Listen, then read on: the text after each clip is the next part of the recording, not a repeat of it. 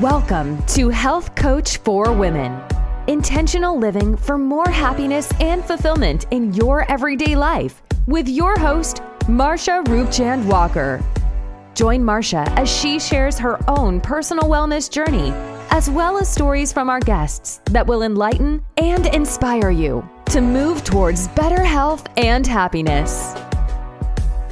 Now, here's your host, Marsha Roopchand-Walker.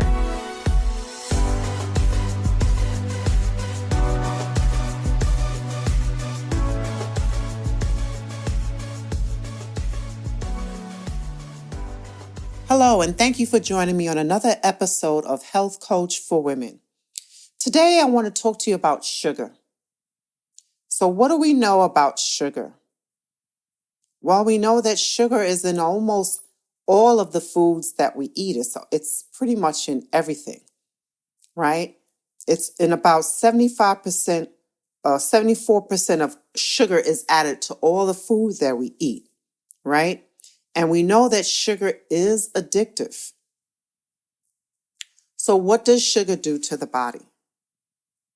Sugar accounts for several illnesses, right? Including heart, cancer, and diabetes.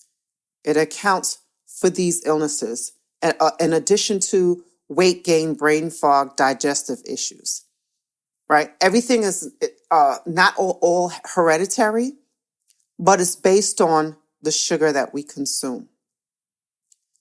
So 1 in 8 adults in America have diabetes. 1 in 8. And I said that Americans, we consume sugar more than any other country, right? 126.4 grams a day, which totals to a quarter pound, which is equal to 32 teaspoons, which is 10 times more the recommended amount of sugar that we need to have. So we know that the pancreas produces insulin, right? And then the body has to find a way to get rid of this insulin, right? And so what does it do? The insulin, it takes the glucose, it takes it to the muscles, right? It takes it to the muscles. Then when the muscles has had enough and there's still more insulin in the bloodstream, it has to find another way to get rid of it. So what does it do? It goes to the fat cells. Once it's gone to the fat cells and they've had all that it needed, then it's still in the bloodstream, right? And so this is what causes metabolic slowdown. This is what causes metabolic slowdown, causing you to gain weight, have brain fog, digestive issues, and other issues as well. And, doctors have said, specifically one doctor in particular, that the sugar, what it does, right? It accounts for many of the illnesses that we know that I mentioned already, the diabetes, heart disease, cancer, diabetes, but also there's a relation to Alzheimer's as well.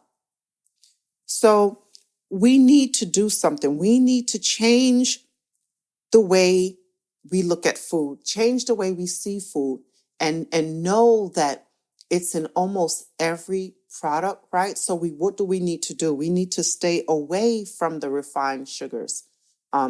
We need to stay away from those things as much as possible, because again, it's even in your cereal, your plain cereal that's not supposed to have sugar. It's in your cereal. It's in many products, right? And we have to find a way that we can. Now, first, let me go back and say this. It was back in 1934 that Congress passed the Sugar Act, right? Congress passed the Sugar Act, and most of the product that is produced today is corn, right? And corn, what happened was the government issued grant for the agriculture for farmers and for the production of corn. But the main use of corn in our country today is for high fructose corn syrup. That's the ingredient, high fructose corn syrup. It comes from corn, right? And so that's the main production. That is the main use of corn in our country today. And so we need to find a way that we can find a way to reduce the amount of sugar that we consume. Okay. And it was also, I just wanted to mention this also. I took notes on this one, right? I took some notes. So it was back in 1967 that the Sugar Research Foundation paid off scientists, right, to have biased studies to say that sugar was good and that fat was bad, okay, and had these publications, this findings, so-called biased findings, published in well-known established articles, right? And so, and one of the doctors was that was part of this bias study was Dr. David Mark Hegstead. David Mark Hegstead. So this is all in research that you can research on your own. And so we have to look at it as like, well, where is the best interest held? Where do people find the best interest? The government don't have our best interests at heart. And don't take what I'm saying to be where I'm against the government and things like that. No, there has to be government, there has to be rules, there has to be regulations, right? But where is the concern for the people? Everything is more based on about profits, right? So there's no real concern about the people and for the people to get healthy. And so if we had an agenda of health, getting back to health, where does that leave the pharmaceutical companies? Where does that leave the producers of corn, right? For the high fructose corn syrup, where does that leave them? And I'm in supportive of farmers and business owners, and I'm in support of all of that, right? But when it comes to the consumers and where it's something where it's affecting people's health, it's the cause of many diseases and illnesses, we have to have a say. We have to have a say and be knowledgeable. And that's why it's so important to read, research. We have to be knowledgeable enough that we have to be accountable for our own health.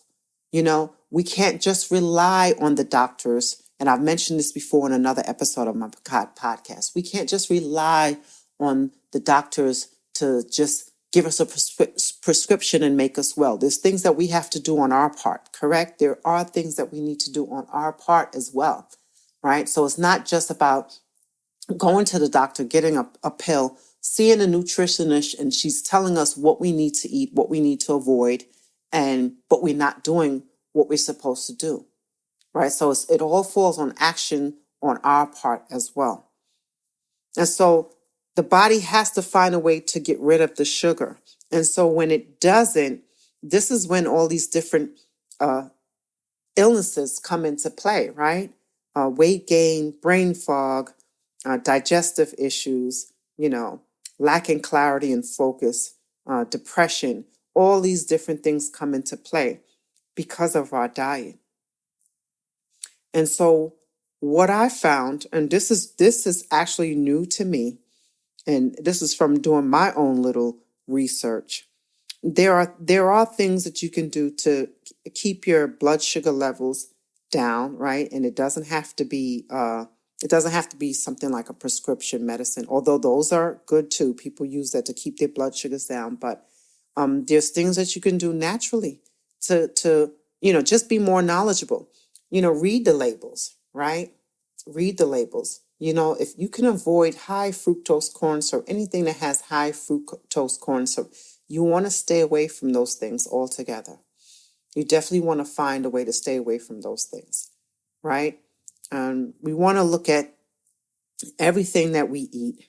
And I'm not saying that, you have to be an expert at it, but you want to have some knowledge. You want to have some knowledge on the things that we're eating. As they say that you are what you eat.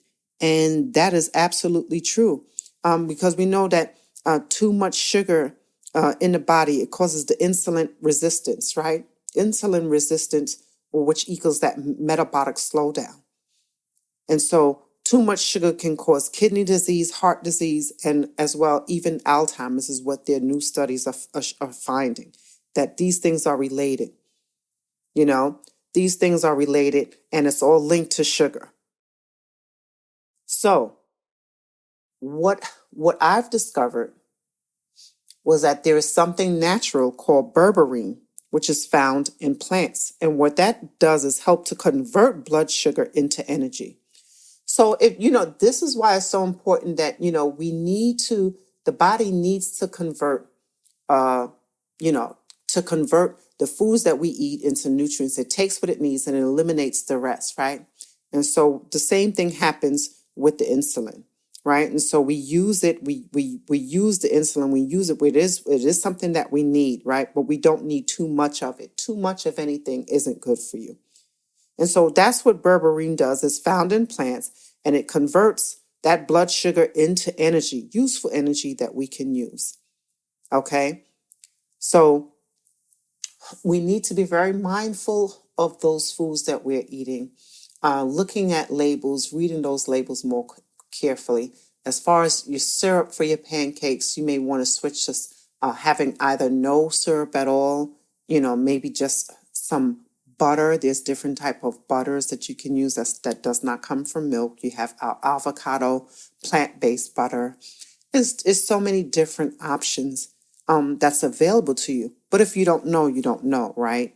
So if you don't know, you don't know. And that's why I'm here to help you and to give you, as soon as when I find out things, because I'm still learning new information, new studies, new research, new things that's coming out, I'm keeping myself up to date as well, because there's new things that comes out all the time, new information on studies that, we're learning. And what I love in the field of healthcare, what I love is that more doctors now, they're not just listening to what's being told to them by some salesperson coming to them, telling them, to push this pill, right? You have doctors who are really, really passionate about what they do, and they're looking more into alternative medicine. They're looking more into functional medicine, right? Natural, healthy ways of the body healing.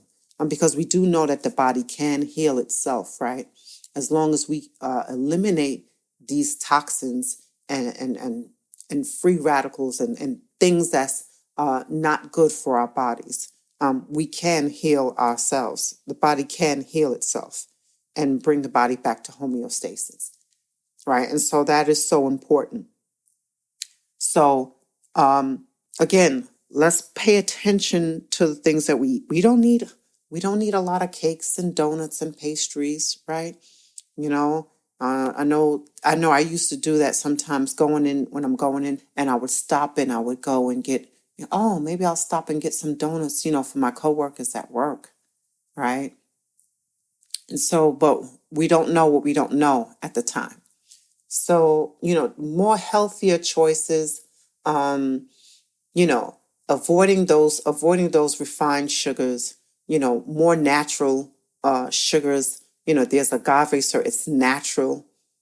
It is a natural sugar, and you just everything is in modification.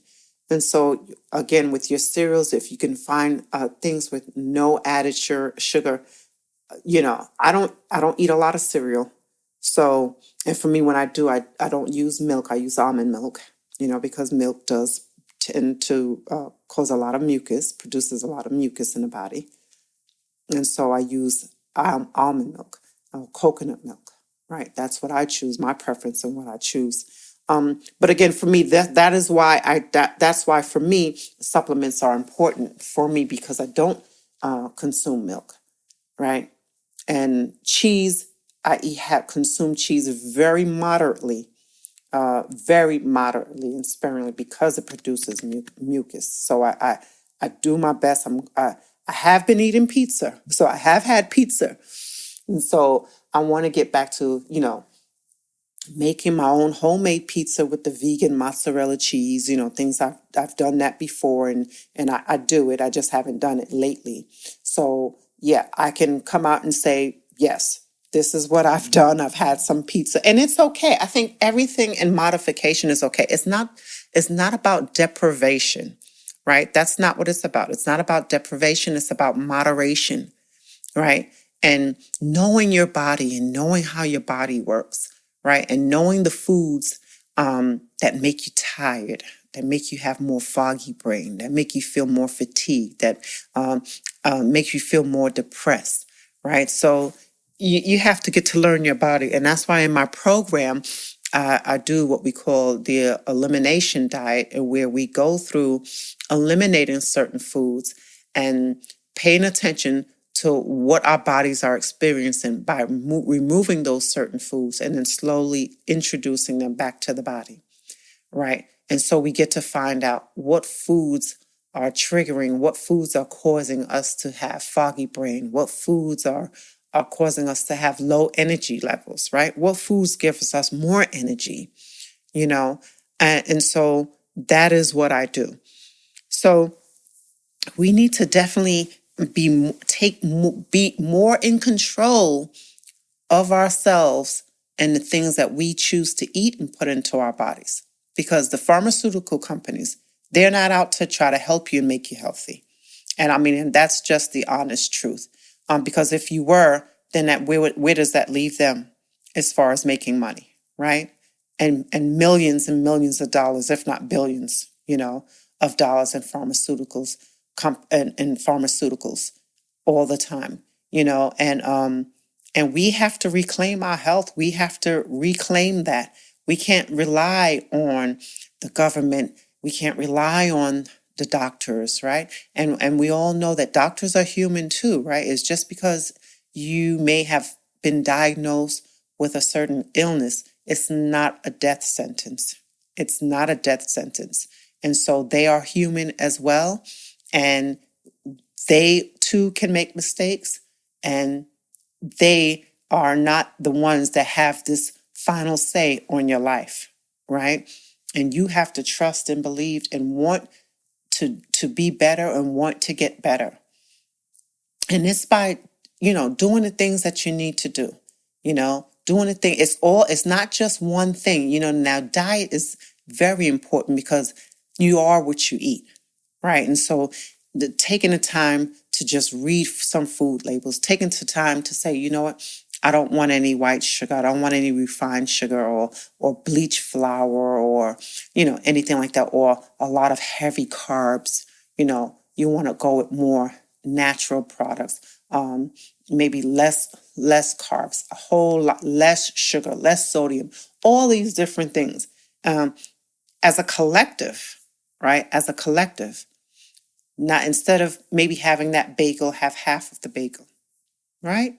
Instead of eating, maybe grits with eggs and cheese and bacon every day or every other day. Maybe you need to cut that down to once a week or twice a week. And we know that bacon, all of these type of meats, deli meats and stuff like that, they're not good for you, right? Anything with all these preservatives and, and added sodium and things like that, that is really not good for you, right? And so they'll even say, lower sodium. Like they'll even have the bacon, they have turkey bacon with low sodium in it, or beef bacon, with less sodium. So everything, again, in moderation, because you want to at least enjoy your food that you're eating, right? And so, yeah, you can do that. You can have everything in moderation, right? And so instead of out of 7 days a week and you eat it maybe something 5 days a week, cut back some. Try only maybe 2 or 3 days out the week. Slowly begin to eliminate those things out of your diet, right? Include more citrus fruits, vegetables, more dark fruits such as blueberries. I love blueberries, raspberries, high in antioxidants, great in vitamin C, strawberries, vitamin C, pineapples, just an array of different fruits and your dark leafy green vegetables. And if you're not a vegetable person, that's why I always recommend, and you should try to. I remember at one time where I never liked salad. I was like, oh, it's raw, it's gross. I never liked salad until one day I actually tried it and I put some dressing on it. And I was like, this is actually not bad. And so I eat salad now and it's no problem. So for me, when I was younger, a lot of things was really gross to me. I just didn't like it. If it wasn't cooked, it wasn't good food. If it wasn't cooked, it had to be cooked, right? But I've learned so much more. So by learning more, right? Learning more, I was able to do better, right? I was able to do better. And so that's the same way we have to look at it, in our lives. Heart disease, runs on my family side. And I think I mentioned to you before about the lipoprotein A, which is hereditary, right? And so I myself is naturally at risk for certain heart disease simply because it's hereditary, right? Do I look at it as a death sentence?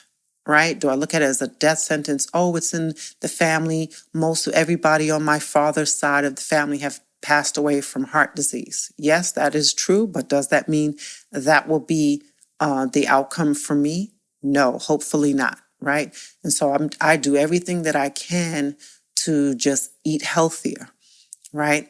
And to eat healthier, and it doesn't mean that I'm excluded from it. It doesn't mean that, something couldn't happen because I'm doing these things, right? Because I'm maybe exercising and eating the right foods and, things like that. But we do all that we can to lower our risk. We do all that we can to improve our chances for living better, healthier, happier lives, right? And so this is what we have to do. Again, we can't leave it in the hands of the government to say, no, they shouldn't be pushing this agenda, making it seem like sugar is great and there's nothing wrong. Well, we know that to be false, right? We know that sugar accounts for, it's addictive and accounts for the people in this country with different illnesses, right? With type 2 diabetes being a main one, right?